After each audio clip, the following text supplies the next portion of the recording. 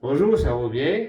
Aujourd'hui, nous allons poursuivre les messages sur être baptisé dans le Saint-Esprit. Naître de nouveau, naître d'en haut. Amen. C'est dans l'Évangile de Jean, chapitre 3, verset 5, on retrouve ce verset. Lors de la première partie de la vidéo 15, nous avons expliqué le baptême de Jean, le baptême de repentance. C'est la première étape, la repentance. C'est l'éveil dans notre esprit que le Saint-Esprit veut faire naître en nous. Il désire attirer notre attention vers notre état d'inimitié, de rébellion contre la Seigneurie de Dieu le Père. Donc, la cause première est le refus d'obéir à ses lois législatives. C'est lui qui a créé les cieux et la terre. Il a un droit sur notre vie car nous avons été créés à son image, afin de vivre avec lui en harmonie sur la terre. Pour y arriver, il a conçu un plan de rédemption. Son dessein est que nous devenions ses enfants adoptifs en Jésus-Christ. Nous lisons dans Romains 8, verset 15, « Car vous n'avez pas reçu un esprit de servitude pour être de nouveau dans la crainte, mais vous avez reçu un esprit d'adoption par lequel nous crions « Abba, Père ». Nous rendons la tâche difficile au Saint-Esprit. Nous voulons être libres et maîtres de nos vies. Sans l'Esprit Saint pour nous aider, personne ne serait sauvé. C'est pour cela que la repentance est l'initialisation que le Saint-Esprit veut produire dans nos vies. Il nous aide à reconnaître notre état devant Dieu. Il désire attirer notre attention sur notre incapacité à obéir aux lois législatives de Dieu le Père. Comme on l'a vu dans la vidéo précédente, Jean-Baptiste donnait la solution. Il disait « Répentez-vous ».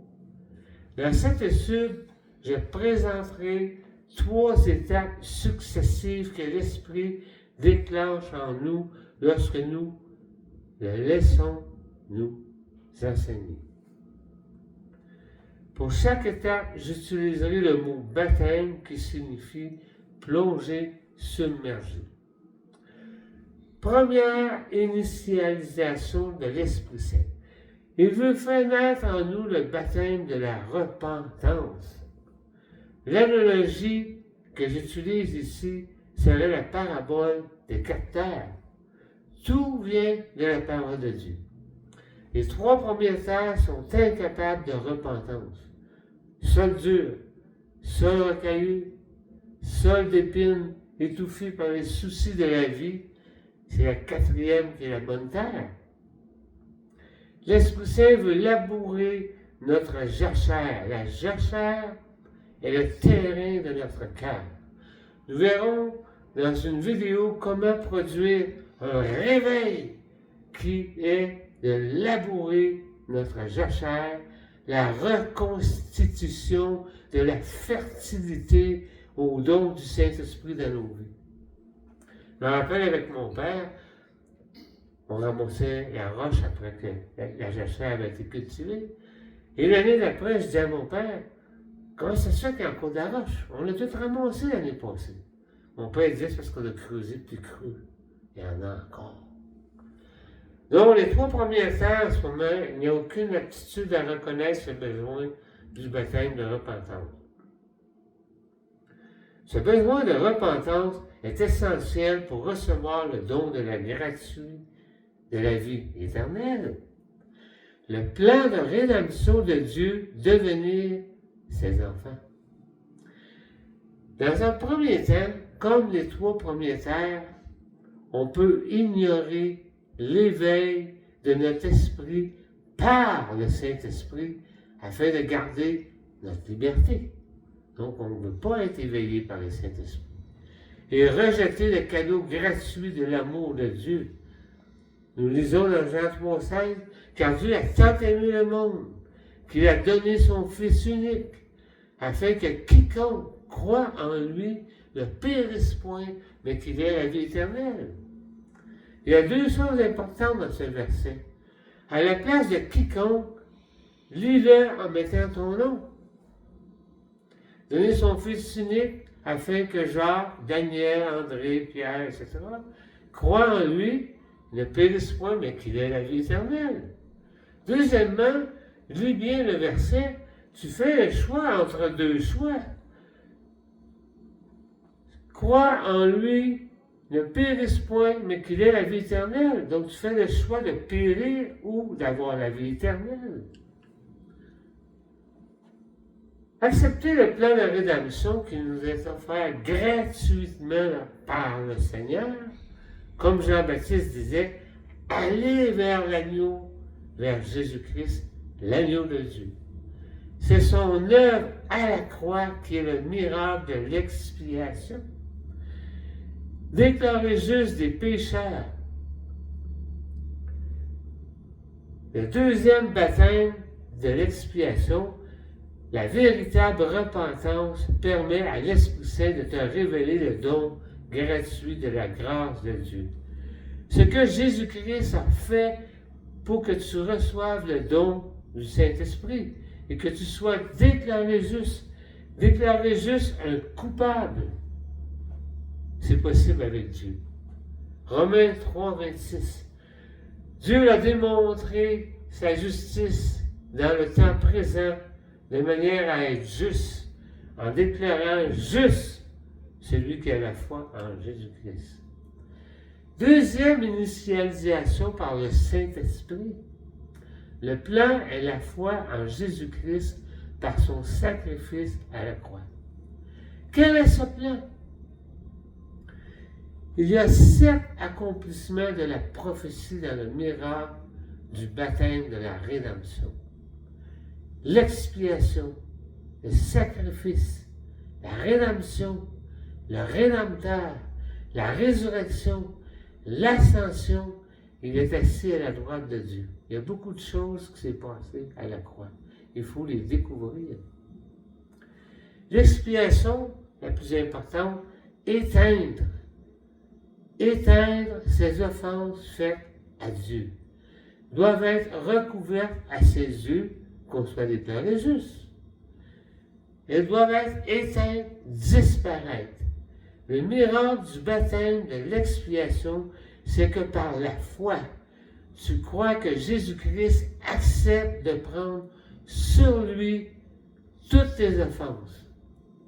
Tu en es aussi dégagé, il y a substitution. C'est le sacrifice. Jésus-Christ met à mort tes offenses en les mettant sur lui. Sa mort, son sang qui coule représente la vie. Tes péchés ont payé le prix de la mort. Tes péchés ont payé le prix de la mort, mais Jésus-Christ t'a exempté de la mort en mourant à ta place. Tes péchés ont payé le prix de la mort, mais Jésus-Christ t'a exempté de la mort en mourant à ta place. Pour que tu deviennes enfant de Dieu, c'est le plan du Père. La peine de mort des offenses, Jésus-Christ l'a prise sur lui. Tu es déclaré juste aux yeux de Dieu. La troisième initialisation du Saint-Esprit, par la résurrection, Jésus-Christ est assis à la droite de Dieu dans le ciel. Il a l'autorité de donner l'effusion du Saint-Esprit, comme le Père l'a promis, Jean 14, 16. C'est le baptême dans le Saint-Esprit. Je prierai le Père, et il vous donnera un consolateur, l'Esprit de vérité, une personne qui accompagne dans le but d'aider, le substitut parfait de Jésus-Christ. La même essence divine, la même mission, fait de nous des enfants de Dieu.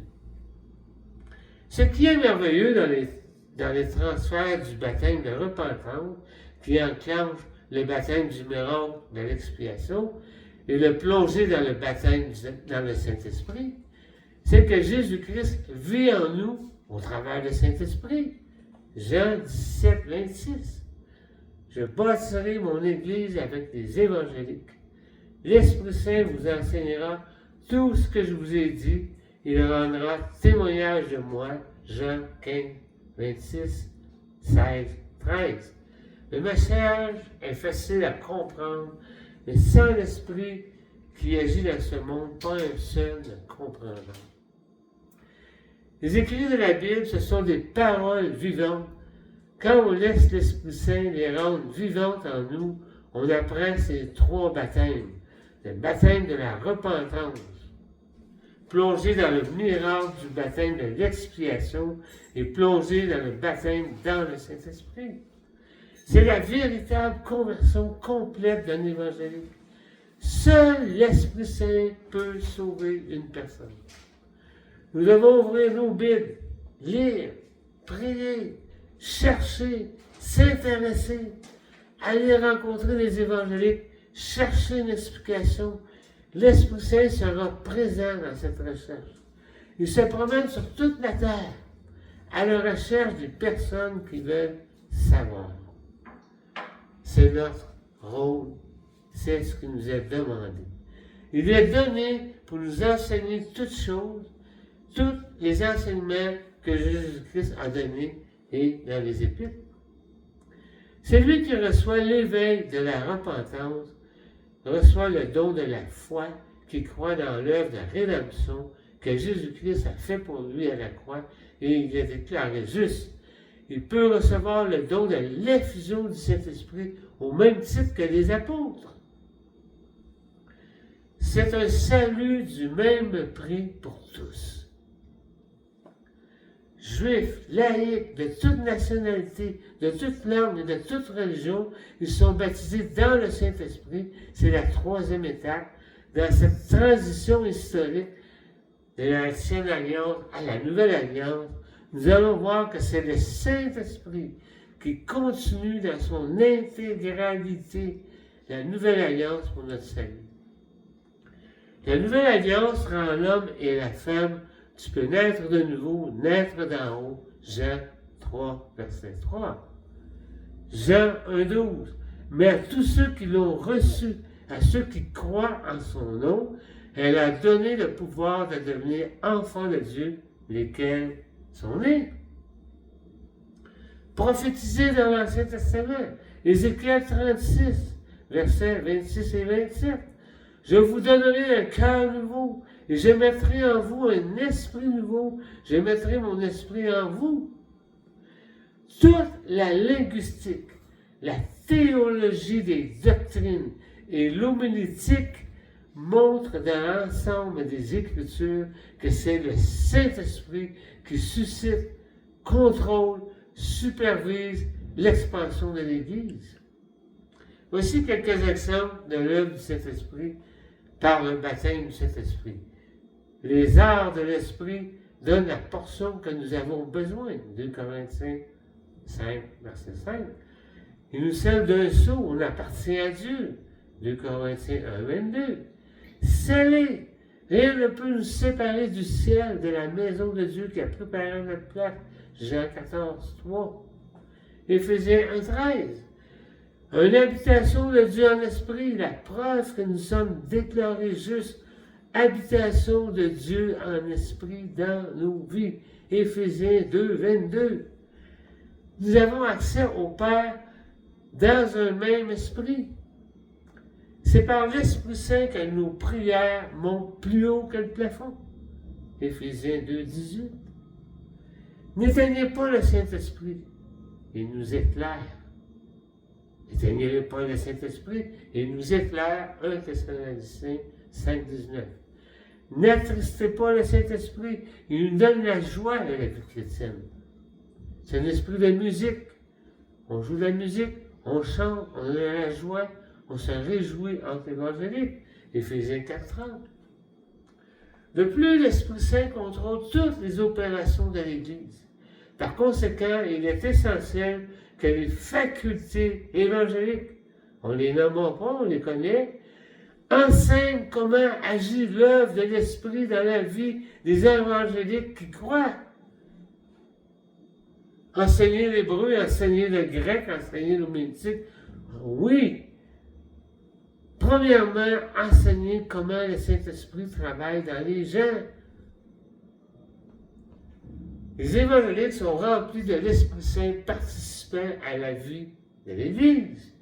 Ainsi, l'Esprit Saint est le Seigneur à l'intérieur de l'Église.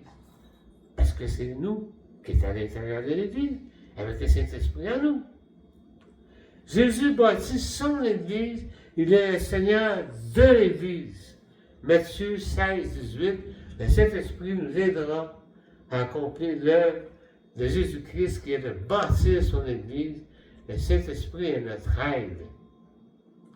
Et moi, je te dis que tu es Pierre, et que sur cette pierre, je bâtirai mon Église. Et que les portes du séjour des morts ne prévaudront point contre elle. Nous accomplissons la volonté du Père, qui est le Seigneur de toute la terre. C'est le Saint-Esprit qui est l'auteur de la parole de Dieu. C'est lui qui a inspiré les apôtres à écrire le Nouveau Testament. Nous lisons dans 2 Pierre 1:21 sur la prophétie. Sachez avant tout qu'aucune prophétie de l'Écriture n'est une affaire d'interprétation humaine, parce que ce n'est jamais par une volonté d'homme qu'une prophétie a été apportée. C'est poussé par le Saint-Esprit, inspiré par lui, que des hommes baptisés dans le Saint-Esprit ont parlé de la part de Dieu.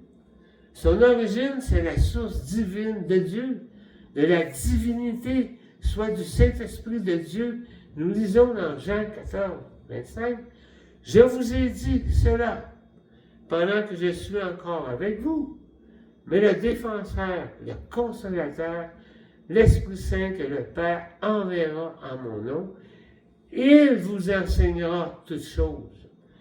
Il vous rappellera tout ce que je vous ai dit. » L'Esprit Saint a révélé aux auteurs de la Bible tout ce que Dieu voulait que nous sachions pour accomplir et comprendre sa volonté dans nos vies.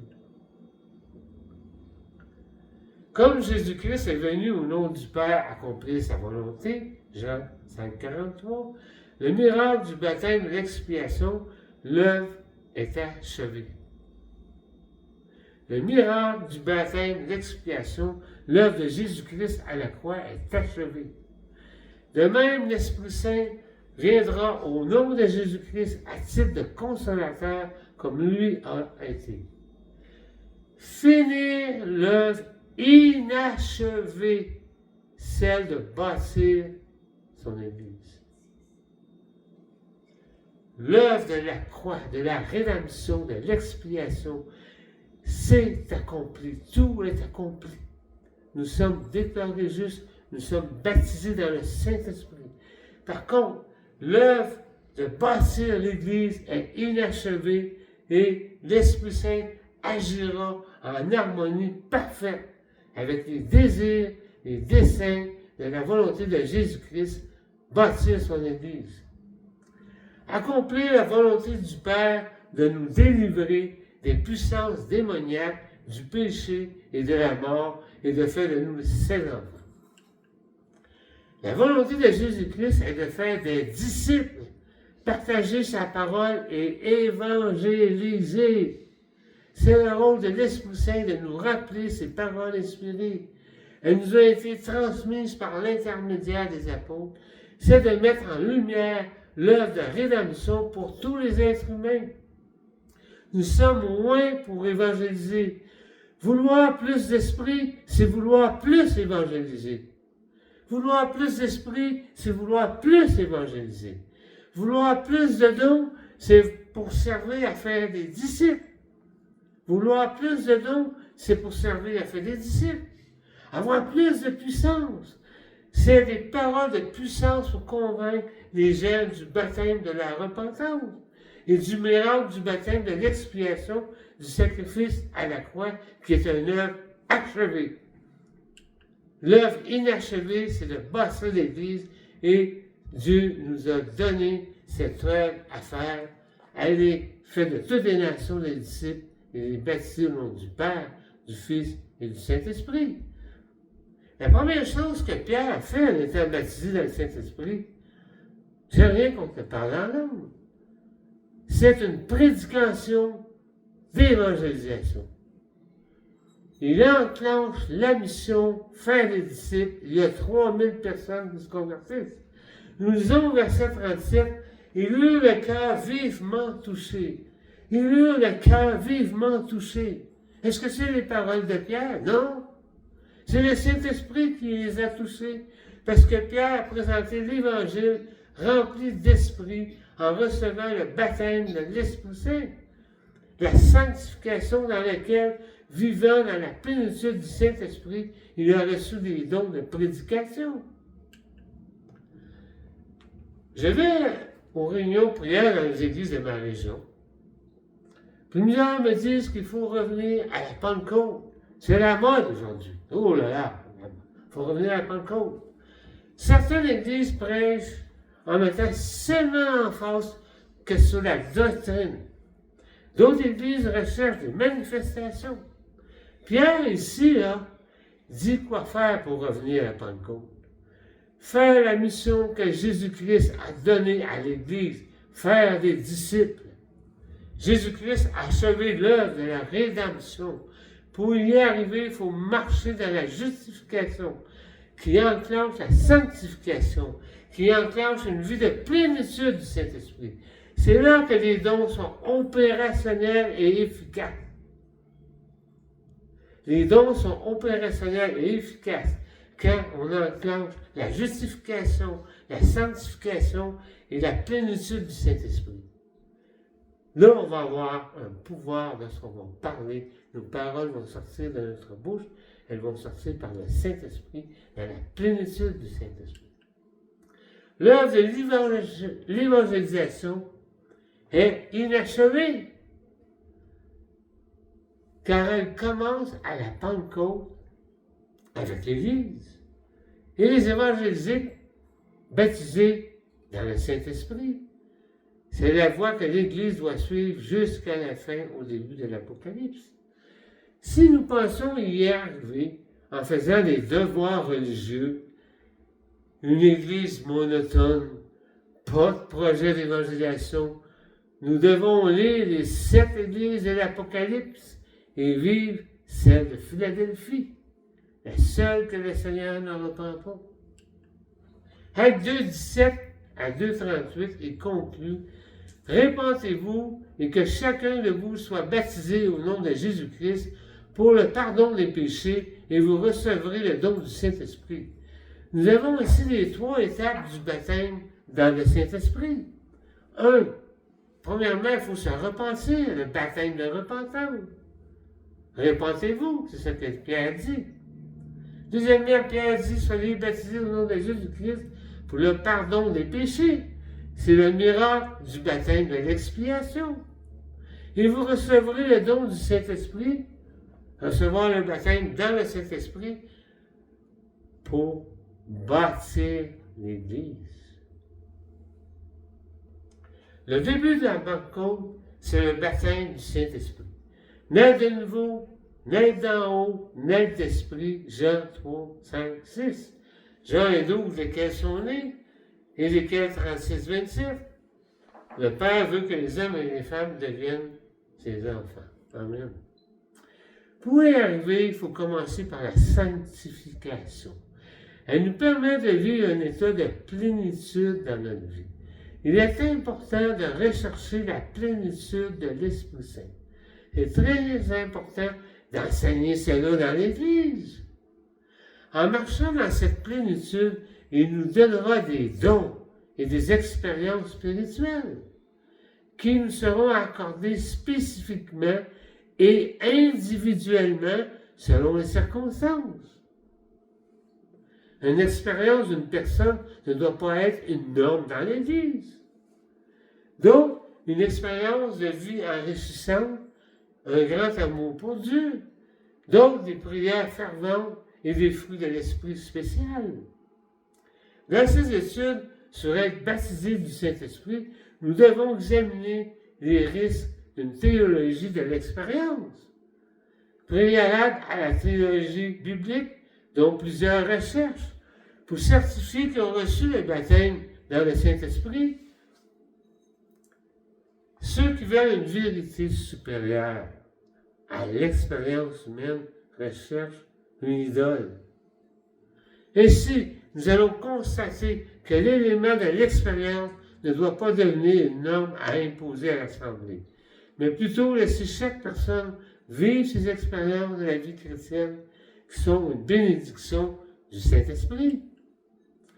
L'homme moderne a besoin de comprendre la doctrine et vivre par la suite des expériences spirituelles produites par le Saint-Esprit.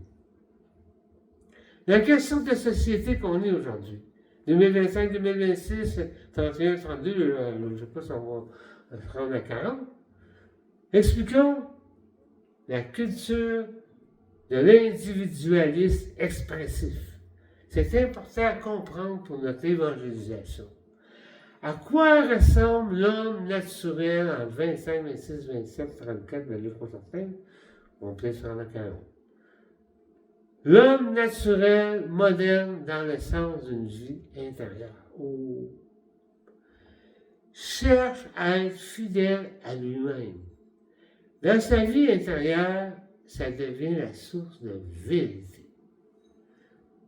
Les thérapeutes appellent ça la culture de l'individualisme expressif, où chacun exprime sa vie intérieure reposant sur une orientation basée sur les émotions et la volonté. Cette culture de l'individu expressif ne veut pas se soumettre à aucune règle extérieure et surtout pas de la parole de Dieu. Je suis né libre et je conçois ma propre identité. Ce qui apporte des changements, la croyance intérieure. La pilule contraceptive a séparé la sexualité de la procréation, donc du modèle familial d'un homme à une femme pour fonder une famille. L'avènement de Playboy a créé un mode de vie libre, donc une culture dans laquelle la débauche est normale, dans la vie intérieure de notre cœur, j'ai les sentiments d'aller voir ailleurs, ou de voir n'importe quoi, etc. Bon. Le divorce a réduit l'image du bien sentimental. Je n'ai plus d'émotions intérieures et je mets un terme à cette union. Les gens forment leur identité et leur authenticité dans la vie psychologique intérieure de l'individu. Les sentiments sont au cœur de notre identité. La culture, la société exerce donc pour eux une influence corruptible sur le moi. La société nous empêche d'agir en accord avec nos sentiments. C'est leur opinion. Ils disent qu'ils nous empêchent d'être ce que nous sommes vraiment. En évangélisant, nous faisons face à ce dilemme. Ces deux logiques complètement opposées. Nous, les chrétiens, nous voulons que l'Esprit Saint nous transforme à la ressemblance de Jésus-Christ. Pour eux, l'Évangile est l'opposé de la liberté. Les sentiments intérieurs empêchent d'être libre. Voilà. Cela a créé le wokisme, le transgenre, etc. On décide d'être ce que je suis avec l'aide de la chirurgie, la plupart du temps. Ce qui est étonnant aujourd'hui, c'est qu'ils s'opposent à nous. Et les gouvernements votent des lois pour les protéger. Ce qui amène notre rejet quand nous sommes considérés des archaïques d'une période antique révolue. Eux se considèrent comme actuels, contemporains, modernes, nouveaux. Et nous comme antiques, démodés, dépassés, vieillis. Nous sommes comme les gens qui empêchent leur développement de l'individualisme expressif intérieur.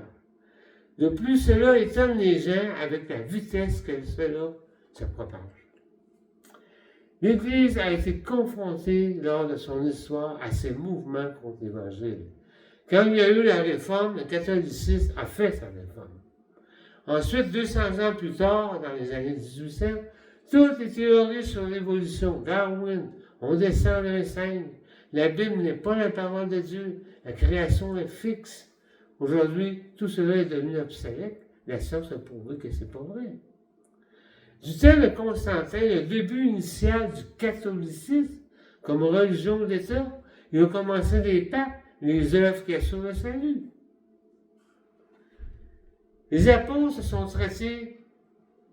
ont été traités de cannibales à cause du repas du Seigneur. Bon, on pourrait en écrire beaucoup, ça c'est dans le temps de Néron. Bon voilà, l'Évangile a survécu à cela et survivra jusqu'au retour de Jésus-Christ. Mais avant l'Apocalypse, le Seigneur dit qu'il commencera par son Église, c'est nous. L'Esprit Saint naît de nouveau, naître d'en haut, nous ramène à la base que l'être humain, c'est une créature de Dieu. Se conformer aux vérités normales, objectives en vue de la vie éternelle. Cela donne un sens à notre vie intérieure. Elle est orientée vers Dieu, la résurrection, s'en aller au ciel de notre maison. Elle est aussi au service de la vie extérieure, orientée vers Dieu. Tu aimeras le Seigneur ton Dieu de tout ton cœur, et de toute ton âme, et de toute ta force. Tu aimeras ton prochain comme toi-même. C'est le contraire de la culture de l'individualisme expressif. C'est notre défi d'évangéliser dans ce contexte aujourd'hui pas facile. D'où l'importance d'écouter le Saint-Esprit qui nous enseignera quoi dire. Souvent, on demeure accroché à nos vieilles manières de faire, ça ne marche plus. On est en 2025. Souvent, ils sont possédants. Le Saint-Esprit va occuper les gens de l'intérieur, dans notre cœur, âme et pensée, à quoi et comment réagir à cette culture intérieure de l'expressif. Pour bâtir l'Église, souvent on remet en question ce que font les jeunes. Estrade, lumière, orchestre, etc. On leur laisse ouvrir des églises. Mais peut-être qu'ils ont raison sur certains points. Mais les laisser faire, sans pouvoir les conseiller, n'est peut-être pas le meilleur choix. Pour finir, si nous voulons accomplir notre mission, il faut se rendre à l'évidence. Seul le Saint-Esprit peut engendrer une vraie conversion. C'est pour cela qu'il a été donné comme un sceau dans le cœur des évangéliques, scellé du Saint-Esprit, reçu les arts du Saint-Esprit, 2 Corinthiens 1, 22, lequel nous a aussi marqué d'un sceau et a mis dans nos cœurs les arts du Saint-Esprit. D'où l'importance d'enseigner le baptême de repentance de l'Esprit Saint qui convainc, qui engendre le baptême de la doctrine de l'expiation de Jésus-Christ à la croix, qui engendre le baptême de plonger dans le Saint-Esprit. Ces 3 étapes produisent une vraie conversion. Baptisé dans la repentance, baptisé dans l'expiation de la croix, baptisé dans le baptême du Saint-Esprit. Ces 3 phases, repentance, donner sa vie à Jésus-Christ et recevoir le baptême dans le Saint-Esprit, ne sont qu'une expérience unique opérée par le Saint-Esprit. Lorsqu'il commence son œuvre, il l'a fini. Tous ceux que le Père attire à moi, je les sauverai. La repentance peut prendre plus de temps chez certaines personnes en fonction de leur nationalité, de leur religion et de leur âge. Pour ma part à moi, les évangéliques ont commencé à m'évangéliser vers l'âge de 16 ans. Je ne me sentais pas comme un pécheur, j'étais jeune et j'avais tout devant moi. Cependant, l'Esprit Saint continuait d'éveiller mon âme sur mes difficultés à obéir aux lois naturelles de la société et de celles de la Seigneurie du Père éternel et Elohim. Ce n'est qu'à l'âge de 21 ans que je me suis senti perdu et pécheur. C'est à ce moment-là que le Saint-Esprit a veillé dans mon esprit la compréhension du sacrifice de Jésus-Christ sur la croix. J'ai rapidement pris conscience du miracle du baptême de l'expiation.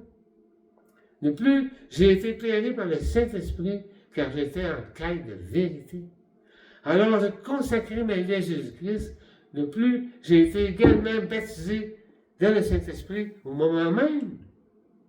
Dans la situation de mon père, il a pris position tardivement. C'est à la fin de sa vie qu'il a confié sa vie à Jésus-Christ. Il était au courant qu'il avait besoin de repentance. Il l'a pratiqué avec humanité dans les traditions ancestrales, les vieilles traditions humaines religieuses. Pour lui, c'est la période de donner sa vie à Jésus-Christ et de la compréhension du miracle du baptême et de l'expiation qui a duré plus de 30 ans. Cependant, le baptême du Saint-Esprit est venu aussitôt, après sa véritable conversion à Jésus-Christ. Il n'existe pas de moment intermédiaire entre donner sa vie à Jésus-Christ et de recevoir le don du baptême de l'expiation et le baptême du Saint-Esprit. Les deux forment un tout, le baptême de repentance, le baptême de l'expiation, et on reçoit le baptême du Saint-Esprit.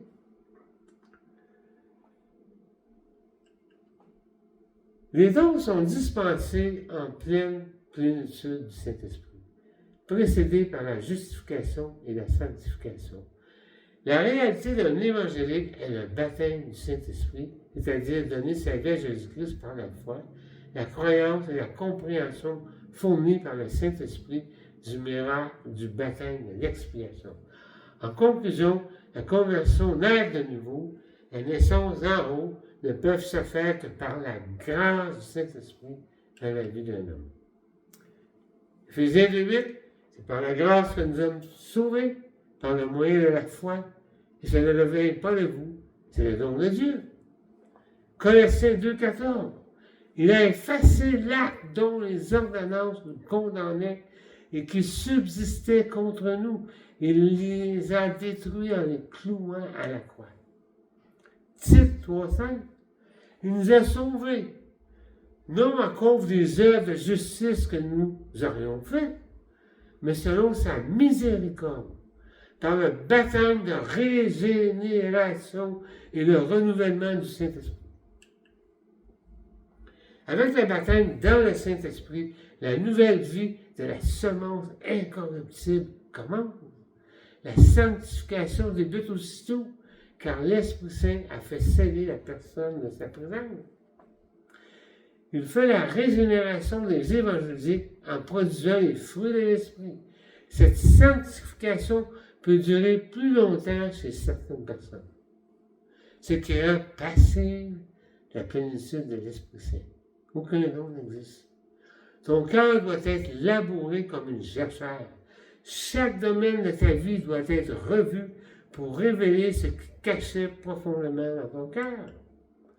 Certaines personnes ne labourent pas pleinement leur cœur, ce qui sera la prochaine prédication. Veillez labourer vos cœurs. Certains ont tendance à résister au Saint-Esprit en gardant certaines offenses.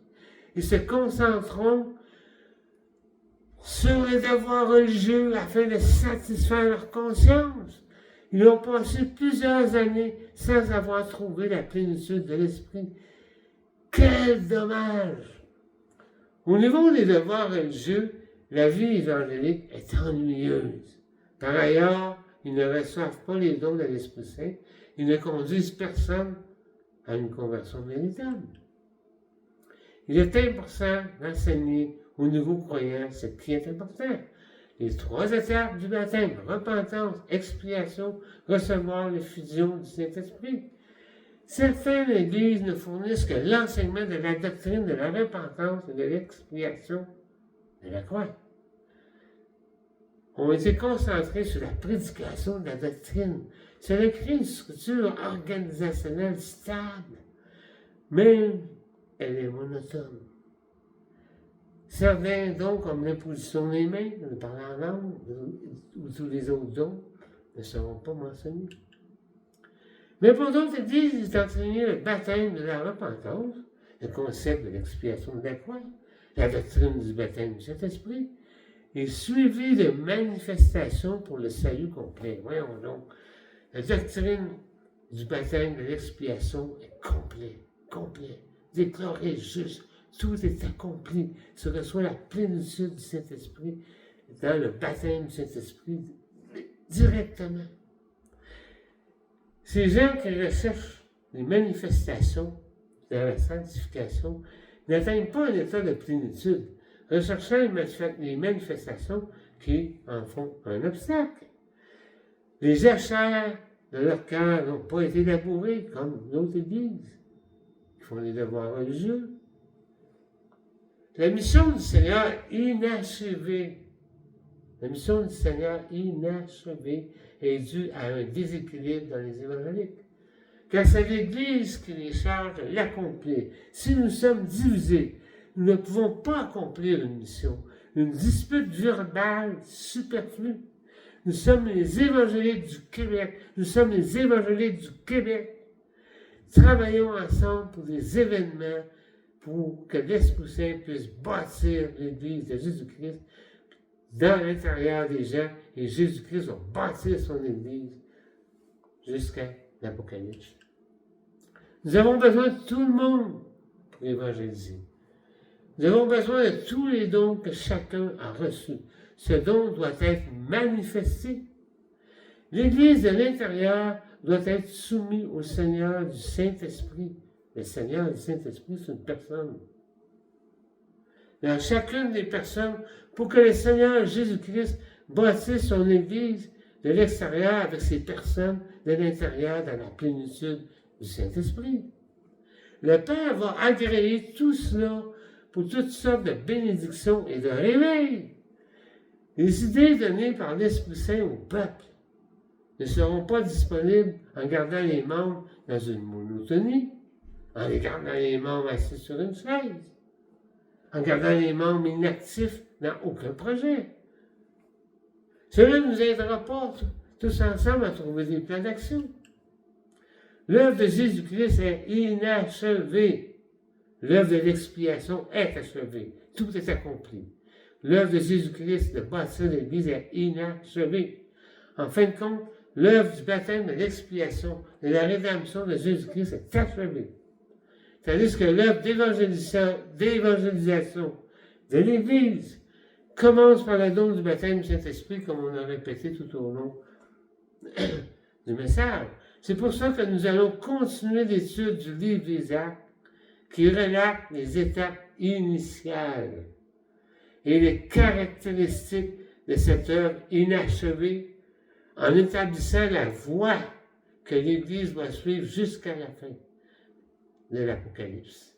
En conclusion, si l'œuvre de rédemption de Jésus-Christ est achevée, on ne peut pas rien ajouter au baptême du Saint-Esprit.